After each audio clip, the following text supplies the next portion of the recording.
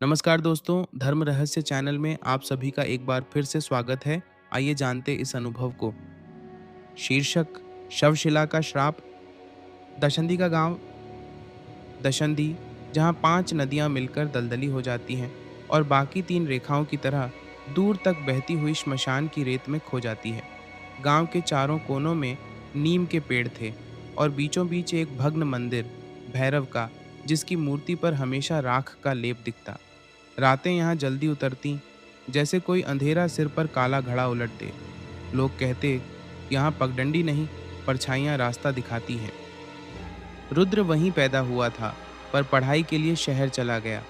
पिता के गुजरने के बाद जब वह लौटा, तो दिल में एक ही ख्याल था, बाबा की छोड़ी हुई पुरानी पोथियाँ देखूंगा, शायद गृहस्थी संभाल लूंगा।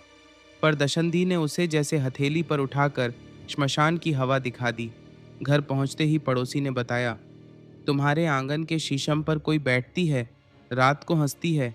जैसे किसी का नाम लेकर रुद्र रुद्र को लगा, शहर की थकान ऐसी आवाजें पैदा करती है। उसने हंसकर टाल दिया। पर उसी रात जब खपरेल की छत पर बरसात का पानी टपक रहा था, दीवार पर अजीब सी उंगलियों के निशान उभरे, भीगे, काले, जैसे राख में भीगा कोई हाथ लगा हो। और एक फुसफुसाहट, वापस आए हो, आखिर लौट ही आए। सुबह होते होते दादी की संदूकची से रुद्र को पिता की चिट्ठियां और एक अजीब सी पोथी मिली, काले कपड़े में लिपटी, किनारे पर लाल धागा बंधा हुआ। धागे पर पीतल की एक छोटी सी घंटी, जिसमें बारीक अक्षरों में उकेरा था, भैरव कराल। पोथी की पहली पत्ती पर स्याही के धब्बे के बीच में सिर्फ 4 शब्द, शव शिला की राख। रुद्र ने पन्ने पलटे, लिखावट टूटती बिखरती, पर शब्द चुभते, जो साधे वह पार उतरे, जो चूके वह शाप बन जाए। उसकी रीढ़ में ठंडक उतरती गई। पन्नों के बीच से एक सूखी तुलसी की डंठल झरकर जमीन पर आ गिरी। उसी पल खिड़की की किवाड़ अपने आप चरमराते खुल गए और हवा में एक भीगी गंध फैल गई, जैसे किसी ने पानी से भरी ओढ़नी निचोड़ी हो। शाम को सखा सीताराम मिला। उसने दबे स्वर में बताया, 200 बरस पहले का किस्सा है। हमारे गांव के पग्घा टोले में एक तांत्रिक था, नारायण दास। उसने भैरव सिद्धि साधी, पर साधना के बीच एक लड़की, लज्जो, श्मशान से लौटते हुए उसकी रेखा में आ गई। वह लड़की तब से भटकती है। कहते हैं नारायण दास की साधना में एक शब्द भूल हुई थी। वही शब्द अब भी किसी के हलक में अटका बैठा है। रुद्र हंसा। एक शब्द? सीताराम ने गंभीर होकर कहा, हाँ, मुंह के ठीक पहले अटका शब्द किसी को जीवन भर बांध सकता है। उस रात बारिश थमी, आसमान में चांद पीलापन लिए उगा और श्मशान की रेत चलने लगी। सचमुच हवा के साथ रेत का बहाव। रुद्र पलंग पर लेटा था कि आंचल की सरसराहट सी आवाज हुई। एक कोना उठाकर देखा, किवाड़ के पास कोई आकृति खड़ी थी, भीगी, छोटी, कलाई में चूड़ियों के अक्स, पर चेहरा धुआं, जैसे किसी ने आंखों के आगे धुआं फूंक दिया हो। कौन? रुद्र की आवाज सूख गई। शब्द। आकृति ने जैसे अपनी जीभ से हवा छकते हुए कहा, वो एक शब्द जो तुम्हारे घर की पोथी में गायब है। उसे बोल दो रुद्र, मुझे मुक्त कर दो। रुद्र ने हिम्मत जुटाई। तुम लज्जो? हवा ठिठकी। आकृति ने जैसे सिर हिलाया। दीवार पर उंगलियों से उसने राख में एक रेखा खींच दी, एक गोला, जिसके भीतर 3 तिरछी लकीरें थीं। शवशिला, वह बोली। वहीं छूटा था शब्द, वहीं उलझा हूं, उलझी हूं, 200 बरस से। रुद्र का दिल अनजान डर से धड़का, पर उसी डर के भीतर एक अजीब आकर्षण चमका, रहस्य का। उसने कहा, सुबह मुझे वहां ले चलो। सुबह? आकृति खिलखिलाई। वह हंसी खपरेल में अटककर और भी डरावनी हो गई। शवशिला सुबह में नहीं, रात के अंत में बोलती है। जब मुर्गे की पहली बांग गले में फंसती है, तब उसकी रगें जागती हैं। रुद्र रात के चौथे पहर अकेला निकला, हाथ में लाल धागे वाली वही पीतल की घंटी। श्मशान पहुंचते ही सन्नाटा मानो उसके पैरों में लिपट गया। दूर नदी के किनारे एक चट्टान अजीब तरह से उठी हुई थी, जैसे किसी विशाल देह का कंधा। उसके पास एक नीम की जड़ उभरी थी, जिस पर किसी ने चाकू से लकीरें काट दी थीं, 3 तिरछी, एक गोल घेरा और बीच में बिंदु। रुद्र ने घंटी उठाई। वह हल्की सी कांपी, जैसे किसी ने दूर से छुआ हो। घंटी बजी नहीं, बजी नहीं, कराह उठी। उसी कराह में फुसफुसाहटें थीं। नारायण शब्द, गलती, दोहराओ मत। हवा के बीच राख तैरने लगी और तभी चट्टान की परछाई से वह आई। वही भीगी छोटी, वही धुआं सा चेहरा। उसने रुद्र के चारों ओर राख से रेखा खींच दी। रेखा से बाहर मत जाना, उसने कहा, नहीं तो वे आ जाएंगे जो शब्द के भूखे हैं पर अर्थ के नहीं। रुद्र ने पूछा, शब्द कौन सा? लज्जो ने लंबी सांस ली। भैरव के नाम में वह आवाज जो कम बोलते हैं, जो जीभ के पीछे से उठती है, जो गलती से हाँ बन जाती है, वह इक्ष की गरज। नारायण दास ने उस रात इक्ष की जगह ख बोल दिया था। बस सब उलट गया। रुद्र के होंठ कांपे। उसे याद आया, पिता की पोथी में इक्ष की जगह कई पृष्ठों पर धुंधले धब्बे थे, जैसे स्याही ने खुद को मिटा लिया हो। लज्जो ने कहा, घंटी 3 बार उस इक्ष के भीतर उतरते हुए बजाओ, पर सावधान, आवाज सीधी नहीं जाए, गले में घूम कर जाए, जैसे कोई कच्ची नदी घुमाव लेती है। रुद्र का मुंह सूख गया। उसने घंटी उठाई। पहली टंकार, दूसरी, तीसरी, और जैसे ही तीसरी टंकार में उसने इक्ष की गरज को भीतर से ढकेला, चारों ओर छायाएं कांपी। जली हुई लकड़ी की बदबू से हवा भर गई और अचानक चट्टान से ठीक ऊपर एक छवि उभरी, लाल वस्त्रों में, मगर चेहरे पर चंद्र सा तेज नहीं, भंवर सी काली लकीरें। भैरव की मूर्ति गांव में देखी थी, पर यह कोई मूर्ति नहीं थी। यह उग्र, सचमुच उग्र और जीवित सा ज्वार था। रुद्र के घुटने कांपने लगे। लज्जो फुसफुसाई, रेखा मत तोड़ना, शब्द मत बिगाड़ना। अगली 2 रातों तक गांव में अजीब घटनाएं हुई। कुएं का पानी खुद ब खुद घूमने लगा, जैसे हाथ से कोई मथानी चली हो। बच्चों ने कहा, आंगन में कोई बड़ा कुत्ता घूम रहा है, काला, आंखें जलती हुई। बूढ़े पंडित ने माथे पर हाथ रखकर कहा, किसी ने उच्चार छेड़ दिया है। रुद्र ने पोथी में लिखी चितवन पंक्तियां पढ़ी। ध्वनि पहले आती है, देवता बाद में। यदि ध्वनि को न समझे तो देवता अंधेरा हो जाते हैं। उसी रात उसे पिता की एक पुरानी चिट्ठी मिली। रुद्र, श्मशान की राख केवल राख नहीं, वह भूली आवाज़ों का घर है। जब कभी भूली हुई आवाज़ लौटे तो उसे सीधा रास्ता दे देना, नहीं तो वह रास्ता बन जाएगी अपने हिसाब से। रुद्र समझ रहा था कि वह किसी खेल में नहीं, किसी आड़ में उतर रहा है। फिर भी लज्जो की फुसफुसाहटों में एक अजीब सी दया थी, जैसे वह उससे कुछ मांग रही हो पर उसे बचा भी रही हो। उसने तय किया, यह साधना मैं पूरी करूंगा, चाहे मुझे गांव छोड़ना पड़े, चाहे यह आवाज मेरी रगों में कांटे बो दे। सीताराम ने रुद्र को गांव के सबसे पुराने आदमी के पास भेजा, बालदेव काका, जिनकी आंखें धान के खेतों की तरह शांत थीं। काका ने धीमे स्वर में सुनाया, नारायण दास ने भैरव सिद्धि उठाई थी जब अंग्रेजों की लाठी गांवों में धूल उड़ाती थी। वह चंदन की सौंधी गंध छोड़ता था, पर साधना की रातें धुएं से भरी थीं। लज्जो तब 17 की थी। उसकी माँ चिता की राख लाने श्मशान गई थी कि बेटी का बिगड़ा रोग उतर जाए। उसी वक्त नारायण दास ने रेखा खींची। लज्जो उस रेखा को पार कर गई। अनजाने में तांत्रिक ने घबराकर शब्द बिगाड़ दिया। भैरव की ध्वनि उलट गई और लज्जो की देह में राख का वजन भर गया। आंखें ठीक थीं, पर जब भी वह कुछ बोलती, उसकी आवाज़ जैसे किसी और की हो जाती। और फिर? रुद्र ने पूछा। फिर गांव ने उसे अपशकुन कहा। काका की आवाज़ भर्रा गई। एक आधा रात थी। लज्जो नदी में चली गई, पर कहानियां कहती हैं वह मरी नहीं, बस ध्वनि हो गई जो श्मशान की राख से चिपक गई। तब से जो भी भैरव के नाम में इक्ष बिगाड़ता है, उसके घर पर वह दस्तक देती है, किसी को मारने नहीं, किसी को मुक्त करने की कोशिश में। रुद्र की सांस भारी हो गई। क्या वह वही किसी है? 7वीं रात को रुद्र ने रेखा फिर खींची, श्मशान की रेत पर, नीम की जड़ के पास। इस बार उसने पिता की पोथी से एक पंक्ति याद रखी, भय को पहले प्रणाम करो, फिर शब्द को। उसने अपनी सांस को धीमा किया। घंटी उठाई। क्ष की गरज अब गले में नहीं, हृदय के पीछे से उठी। हवा स्थिर हो गई। रुद्र ने आंखें बंद कीं और अचानक उसे लगा जैसे उसके चारों ओर कोई चक्र घूम रहा है। उस चक्र में हुकें थीं, फटी हुई बिंजियां, जली सड़ी लकड़ियों की झड़ और कहीं दूर एक लड़की की हंसी जो एकदम से रो में बदल जा रही थी। मुक्त करो वही अनुनय लज्जो का, वो एक शब्द पूरा बोलो। कौन सा और? रुद्र हड़बड़ा गया। जो उक्ष के बाद आता है, लज्जो की आवाज जैसे बिलख उठी। जब भैरव को बुलाओ तो उनका भूमि से जुड़ना भी बोलो, उनको मत निगलना। यहाँ अक्ष की गरज है, वहाँ अण की जड़। नारायण दास ने अण को छोड़ा था। रुद्र ने एक क्षण के लिए सोचा, यह तो सूक्ष्म है, इतना सूक्ष्म कि जीभ की अंगुली भर जगह बढ़े घटे तो अर्थ बदल जाए। हाथ कांपने लगे। जैसे ही उसने दूसरे शब्द का ठिकाना साधा, हवा में पत्तों की धुन उठी। चट्टान के ऊपर वही उग्र छवि फिर उभरी। इस बार उसके कंधे पर खप्पर टंगा था।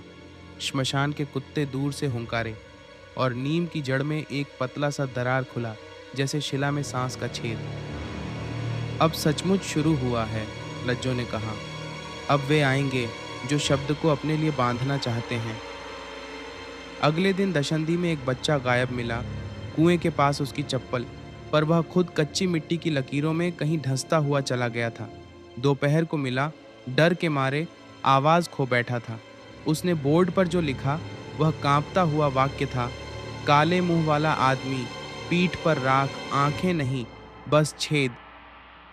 गांव में अफवाह उठी, रुद्र ने कुछ छेड़ दिया है। भैरव बुरा मान गए। रुद्र के दरवाजे पर पत्थर फेंके गए। दादी के माथे पर चोट आई। सीताराम ने उसे समझाया, कुछ दिन रुक जा, रात मत निकलना। पर रुद्र के भीतर जो चल रहा था वह किसी समझाने से नहीं रुकता। उसे लगता लज्जो की बेबसी उसकी अपनी बनी हुई है। वह एक आड़ में फंस गया है, कितने जन्मों का कौन जाने। रात को दादी ने उसे बुलाया। तेरे पिता ने भी यह रेखा खींची थी रुद्र, उन्होंने पूरा क्यों नहीं किया? क्योंकि जब उन्होंने इक्ष साधा, तेरी माँ गर्भ में थी, तेरा जीवन ध्वनि से बंध जाता तो तू पैदा ही न होता। दादी की आंखें डबडबा आईं। तेरे पिता ने ध्वनि को रोक दिया, तभी यह पोथी तुझ तक पहुंची। शायद समय ने तुझे चुना। रुद्र का मन कांप गया। तो मैं? तू न तो तांत्रिक है न पंडित, दादी ने हंसकर कहा। तू बस एक आदमी है जिसे किसी की पीड़ा ने पकड़ लिया है। यही पकड़ा जाना साधना है। 10वीं रात, आसमान में बादलों के पीछे चांद फंसा, ठीक वैसे ही जैसे किसी की बात गले में अटक जाती है। रुद्र श्मशान पहुंचा। नीम के पास राख कुछ अधिक भारी दिखी। उसने घंटी उठाई, 3 टंकारें, और अक्ष की गरज के बाद वह अण की जड़ तक गया। हवा तेज हुई, शिला की दरार चौड़ी हुई।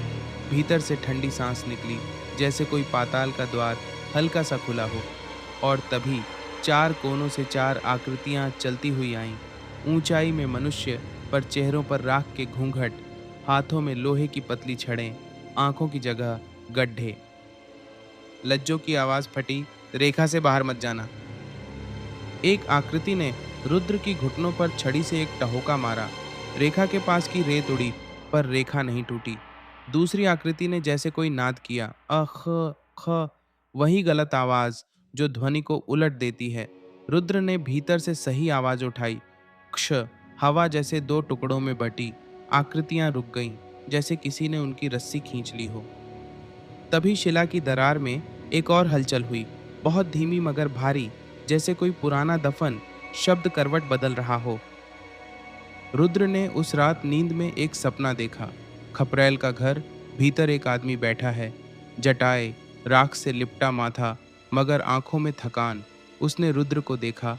मैं नारायण दास हूँ, मैंने लज्जो को बांधा नहीं, मैंने अपनी गलती से उसकी सांस पर राख रख दी। मेरी पीठ का बोझ है, तू चाहे तो उतार ले। कैसे? उसी तरह जैसे तू रहा है, पर एक बात याद रख, ध्वनि का अर्थ तभी खुलता है जब तू उसके सामने झुक जाए। तू उसे जीत नहीं सकता, तू बस उसका रास्ता बन सकता है। रुद्र चौंक कर उठा। सीताराम किवाड़ पर था। गांव में आग लगी है, आ। 2 घरों की छत जल रही थी। लोग बाल्टी बाल्टी पानी डाल रहे थे। किसी ने कहा, काले कुत्तों का झुंड छत पर घूम रहा था, फिर आग लग गई। रुद्र ने दूर देखा। नीम के पेड़ की डाली पर कोई बैठा था, लज्जो। वह उसे देख रही थी, जैसे कह रही हो, समय निकल रहा है। पोथी में एक पंक्ति और थी, तीसरा शब्द मौन है। उसे कोई लिख नहीं सकता, कोई बोल नहीं सकता, उसे बस सहना होता है। रुद्र को समझ नहीं आया मौन कैसे शब्द। दादी ने धीमे सुर में कहा, जब तू घंटी की तीसरी टंकार के बाद कुछ न बोले, वही मौन है। वह ध्वनि नहीं, वह विश्रांति है। नारायणदास वहीं टूटे। उन्होंने तीसरी टंकार के बाद भी बोला और ध्वनि उलट गई। उस रात रुद्र ने निश्चय किया, आज तीसरी टंकार के बाद मौन रहेगा। वह श्मशान पहुंचा, घंटी उठाई, पहली, दूसरी, तीसरी, इक्ष की गरज, अण की जड़ और फिर चुप्पी। हवा जैसे रेशम हो गई, बहुत पतली, बहुत सिहराती। शिला की दरार अब खुली खाई सी लगी। लज्जो ने फुसफुसाया, अब मत बोलना, मत डिगना। मौन के भीतर पहले तो पुराने मंजूषों की कर्कश आवाजें आईं, जैसे किसी ने बरसों बाद ताला खोला हो। फिर एक धीमी सी टन, और शिला के भीतर से इसकी प्रतिध्वनि टन टन टन। रुद्र को लगा घंटी अब बाहर नहीं, भीतर बज रही है। तभी चारों आकृतियां फिर आईं। इस बार उनकी छड़ें नहीं, हाथों में मिट्टी के कटोरे। उन्होंने कटोरों में राख भरी और रुद्र पर उछाल दी। राख रेखा तक आई, पर जैसे किसी अदृश्य कांच से टकराकर गिर पड़ी। मौन बढ़ता गया, इतना कि रुद्र को अपनी धड़कन तेज सुनाई देने लगी। और तभी शिला की गहराई में किसी स्त्री का सिसकना, अब मुक्त करो। अगले दिन दशंधी के बाहर काला मेला लगा, एक अजीब सा अचानक पड़ता मेला, जहां काले पत्थरों की मूर्तियां बिकतीं, राख के डिब्बे और टेढ़ी मेढ़ी चाकुओं पर लाल धागे। लोग कहते, ये मेले झूठे होते हैं, वे ध्वनि को पैसों में बेचते हैं। रुद्र भी भीड़ में गया।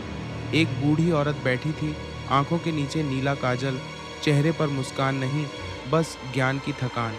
उसने रुद्र को देखते ही कहा, तू क्ष ढो रहा है बेटा, सावधान, 3 के बाद 4 आता है और 4 कभी पूरा नहीं होता। कौन हो आप? मैं वही जो श्मशान की राख में उंगलियां डुबोकर बच्चों के माथे पर चंदन बनाती थी। मैंने लज्जो को देखा था, वह सोने जैसी थी। जब वह नदी में गई तो पानी कुछ पल के लिए काला हो गया था। रुद्र ने पूछा, 4 क्यों पूरा नहीं होता? क्योंकि चौथा शब्द इच्छा है। साधना में इच्छा का चौथा कदम टूटन ला देता है। उसने कहा, तू तीसरे तक ठीक गया है, अब इच्छा को बांध दे, वरना ध्वनि तुझ में घर बना लेगी। उस रात 13वीं रुद्र ने फिर रेखा खींची। इस बार शिला के सामने राख की जगह उसने आटा छिड़का। दादी ने कहा था, आटे से कदमों के निशान साफ दिखते हैं। घंटी बजी, मौन के बाद हवा गाढ़ी हुई। रेखा के भीतर पांव भारी लगने लगे और धीरे धीरे धुएं के चेहरे ने आकार लेना शुरू किया। पहले आंखें गीली, घनी, फिर नाक, फिर होंठ नीले। लज्जो का चेहरा सामने था, कमसिन, पर आंखों में 2 सदियों की थकान। मुक्त कर दो, उसने धीमे से कहा। रुद्र ने सिर झुका दिया। कैसे? मुझे नाम से पुकारो। सारे शब्द सही नहीं लगते, कुछ नाम लगते हैं, लज्जो बोली। मेरा नाम लज्जो नहीं, लज्जावती था। लज्जो तो गांव की आवाज है। लोगों ने छोटा करके पुकारा, जैसे उन्होंने मेरी सांस छोटी की। रुद्र ने पहली बार पूरा नाम लिया, लज्जावती। हवा हल्की पड़ी, जैसे किसी ने बोझ का आधा हिस्सा उतार दिया। आटे पर कदमों के निशान उभरे, छोटे छोटे, जैसे सांस के हल्के। लज्जावती ने कहा, अब चौथा मत बोलना, इच्छा मत करना कि मैं अभी मुक्त हो जाऊं। बस रेखा बनाए रखो, बाकी काम शब्द करे। पर मन मन ही है। रुद्र के भीतर इच्छा का तार बज उठा। वह चाहता था लज्जावती मुक्त हो जाए, गांव का डर खत्म हो, दादी की आंखें चमक उठें। घंटी की ध्वनि के बाद वह मौन में था, पर भीतर इच्छा का चौथा एसबीडी चुप्पी को कुरेदने लगा। रुद्र ने दांत भींचे, पर इच्छा किसी अनदेखे कीड़े सी कुतरती रही। और जैसे ही उसने थोड़ी सी दया की आवाज भीतर उठाई, शिला का मुंह कांप गया। 4 आकृतियां एकदम से उछलीं। इस बार वे रेखा के बहुत पास आ गईं। एक ने हाथ बढ़ाकर घंटी छू ली। घंटी ठंडी हो गई, जैसे बरसों के बर्फ में लिपटी हो। मौन टूटने लगा। रुद्र की सांस उखड़ी। वह चिल्लाना चाहता था, पर लज्जावती की आंखें कह रही थीं, मत बोलो। रुद्र का सिर चकराया। उसने आंखें बंद की और दादी का वाक्य याद किया, इच्छा को बांध दें। उसने अपने भीतर के दया के स्वर को, गांव के डर को, हर चाह को उसी रेखा में रख दिया, जैसे धरती गलियों में पानी छोड़ देती है। धीरे धीरे चौथी आवाज थमी, घंटी की ठंडक कम हुई, आकृतियां 2 कदम पीछे गईं। शिला की सांस फिर स्थिर हुई। लज्जावती की आंखों में पानी चमका। तूने चौथे को बांध लिया? उसके बाद एक रात ऐसी आई कि बादल इतना नीचे आ गया कि नीम के पत्ते भीग भीग कर झुक गए। बिजली की रेखाएं जैसे धरती को टटोलती रहीं। गांव के मवेशी बेचैन थे। दशंधी के बुजुर्ग बोले, आज प्रेत बेला है, पुराने उधार खटखटाने आएंगे। रुद्र फिर श्मशान पहुंचा। इस बार दादी ने उसकी कलाई पर कच्चा पीला धागा बांधा। यह तुझे नहीं, मुझे बांधता है कि मैं तुझे लौटते देख सकूं। घंटी हाथ में लेकर वह रेखा में खड़ा हुआ। क्ष, अण, मौन। जैसे ही मौन उतरकर हृदय में जमने लगा, शिला की दरार के भीतर से दूर के ढोलों की आवाज आई, धीमी पर निश्चित। 4 आकृतियां नहीं आईं।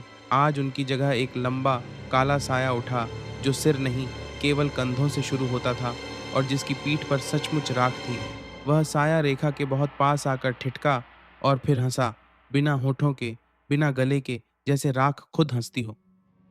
रुद्र के पेट में ठंड भर गई। साया बोला, नारायण की गलती मैंने पकड़ी थी, अब तू क्यों चौकन्ना है? मुझे भी भूख है, शब्दों की एक गलत हिलावट और मैं तेरी सांस का सूप पी जाऊं।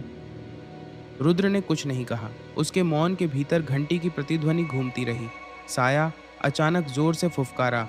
रेखा के बाहर चिंगारियां उठीं, नीम की पत्तियां झड़ीं और किसी अदृश्य हाथ ने रुद्र की पीठ पर राख रख दी।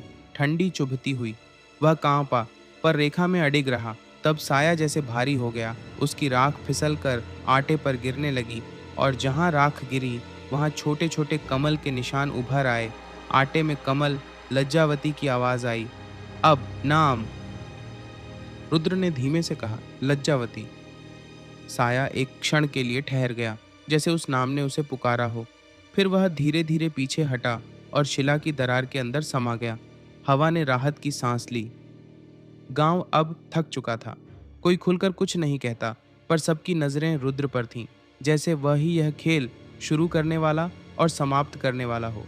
रुद्र की आंखों में नींद कम, पर भीतर की फलक चमक रही थी। उसे अब समझ आ गया था, यह साधना किसी ताबीज, किसी चमकदार चमत्कार की नहीं, यह उच्चार की है, बोलने और न बोलने के बीच का पुल। अंतिम रात उसने रेखा खींचने से पहले नीम की जड़ पर माथा रखा। घंटी उठाई, पहली, दूसरी, तीसरी। क्ष और अण अपने आप सही जगह बैठे, जैसे वर्षों से वे वहीं रहने को आतुर थे। मौन उतरते हुए उसने सुना, दूर कहीं से नन्ही सी पुकार, अम्मा। फिर किसी का उत्तर, मैं यहीं हूँ। उसकी आंखें गीली हो गईं। क्या ये लज्जावती की यादें थीं? कोई घर, कोई आंगन, कोई टूटी हुई कंगन की खनक। शिला की दरार अब पूरी देहरी बन गई। भीतर प्रकाश नहीं, पर अंधेरे की एक कोमलता थी, जैसे भीतर अंधेरा भी थककर सोना चाहता हो। 4 आकृतियां आईं, पर उनकी छड़ें मिट्टी में बदलती रहीं। काला साया आया, पर उसकी हंसी में अब धार नहीं थी। वह बोला, तूने चौथा बांध लिया है, पर 5वां कौन? रुद्र ने भीतर से उत्तर नहीं, एक स्मृति उठाई। पिता का वाक्य, ध्वनि पहले आती है, देवता बाद में। उसने घंटी का धागा खोल दिया। घंटी शिला की देहरी पर रख दी, जैसे कोई अपने हथियार छोड़ देता है, और खुद दोनों हथेलियां जोड़कर बैठ गया। एक लंबा सांस, धीमा, हलक से नहीं, पेट से।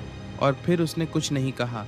लंबा मौन, इतना कि हवा भी उसे सुन सके।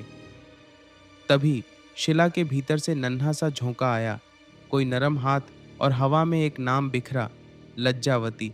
यह नाम रुद्र ने नहीं, शिला ने कहा। हवा ने उसे पकड़कर 4 दिशाओं में बांट दिया। 4 आकृतियां जैसे उस नाम में घुल गईं, रेत हो गईं, उड़ गईं। काला साया खड़ा रहा, फिर धीरे धीरे राख की तरह झरकर जमीन में समा गया, और राख पर कमल के निशान और घने हो गए। लज्जावती सामने थी, अब धुआं नहीं, देह पर चांदनी की बहुत हल्की परत, जैसे किसी ने उसे स्मरण से गढ़ा हो। उसने रुद्र की ओर देखा, आंखों में न राहत न खुशी, बस बहुत शांत, बहुत गहरा आभार। तूने मेरा नाम मुझे लौटा दिया, उसने कहा। नाम से बड़ी मुक्ति कोई नहीं। रुद्र ने पूछा, अब मैं जाऊंगी? उसने मुस्कुराहट में थरथराती सांस के साथ कहा, पर पहले तेरे गांव की राख को पानी दे जाऊं। उसने अपनी हथेली से नीम की जड़ पर हाथ रखा और जड़ के पास का मिट्टी का भाग नम हो गया, जैसे कोई पतली धारा भीतर से फूट पड़ी हो। दूर नदी का जल भी एक क्षण के लिए उजला सा लगा। लज्जावती, रुद्र फुसफुसाया, क्या मैं कभी इच्छा मत कर, उसने हंसकर टोक दिया। तेरी इच्छा भारी है, उसे बांधकर ही तू यहाँ तक आया है। वह धीरे धीरे पीछे हटी और शिला की देहरी के भीतर समा गई, जैसे किसी ने चुपचाप किताब का पन्ना पलट दिया हो। सुबह हुई। दशंधी में अजीब शांति थी। बच्चों ने पहली बार बिना डरे श्मशान के किनारे पतंग उड़ाई। कुएं का पानी अब गोलाई में नहीं, सीधे नीचे दिखता था, जैसे किसी ने उसकी आंखों के सामने का पर्दा हटा दिया हो। दादी ने रुद्र का माथा चूमा। तू लौट आया है? सीताराम बोला, अब गांव तुझे पहले जैसा नहीं देखेगा। लोग डरते भी हैं और आभार भी मानते हैं। दोनों को एक साथ महसूस करना आसान नहीं।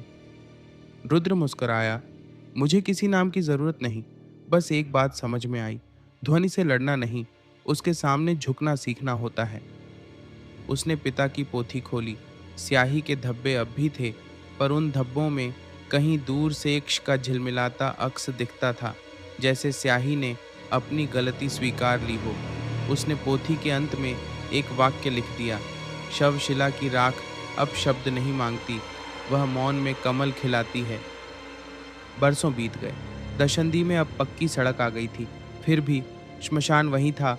नीम की जड़ पर वह पतली सी नमी आज भी बनी रहती, जो केवल भोर में दिखती है। कभी कभी किसी बच्चे के पाँव में आटे जैसा निशान लग जाता, कमल सा। तब घर वाले हंसते, कमल पाँव है, ये भाग्यशाली होगा। रुद्र बूढ़ा हुआ। उसकी आंखों में अब भी रात की गहराई बची रही, पर डर नहीं, थिरकन नहीं, बस एक धीमा सा मौन। दादी बहुत पहले चली गई थीं। उनके कमरे के किवाड़ के पीछे लाल धागा और पीतल की घंटी टंगी रहती। किसी ने उसे फिर नहीं बजाया। गांव में जब जब काले मेले की बात उठती, लोग मुस्कुराकर कहते, वो मेले अब हमारे यहाँ नहीं टिकते, हमने चौथा बांध दिया है।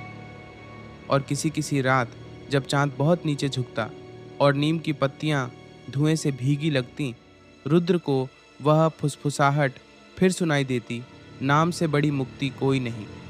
वह खिड़की से बाहर ताकता। श्मशान की रेत चुप थी, पर हवा में कहीं पतले से पांवों की पदचाप, आटे के कमल दूर से चमकते दिख जाते। यदि कभी दशंधी आओ तो धूप में मत पूछना शवशिला कहाँ है। धूप में शिला बस कंधे का उठाव लगेगी। रात के अंत में पूछना, जब मुर्गे की पहली बांग गले में अटकती है। नीम की जड़ पर हाथ रखकर आंखें बंद करना, कोई शब्द मत बोलना। अगर भीतर कोई नाम उभर आए, किसी का जो तुम्हारी नसों में नहीं पर तुम्हारी स्मृति में है, तो जान लेना ध्वनि ने तुम्हें चुना है, विजय के लिए नहीं, विनय के लिए। और हाँ, यदि कभी तुम्हें अपनी आवाज़ में इश्क की गरज सुनाई दे तो हड़बड़ाना मत। जीभ को पीछे घुमाओ, गले को ढीला रखो और इच्छा को चौखट पर बांध दो। तब जो शांति आएगी वह किसी भी सिद्धि से बड़ी होगी, क्योंकि वह किसी आत्मा को मुक्त कर सकती है। शायद तुम्हें भी उन अनकहे शब्दों से जिन्हें हम जीवन भर ढोते रहते हैं। आशा करता हूँ आपको यह वीडियो पसंद आया होगा। आप सभी का दिन मंगलमय हो। जय मां पराशक्ति।